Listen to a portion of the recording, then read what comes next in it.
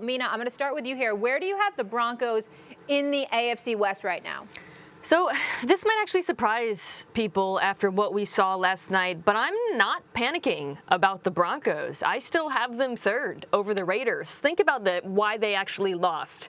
The fumbles. They actually outgained Seattle by 200 yards on offense. That's not going to happen again, that lack of success in the red zone. A boneheaded decision by the head coach that he'll learn from. And a defense that came out flat and had a ton of penalties but tightened up in the second half. I think that's the worst performance we see from Denver all season. And between Denver and the Raiders, I think we all agree that the Chiefs and the Chargers are a cut above.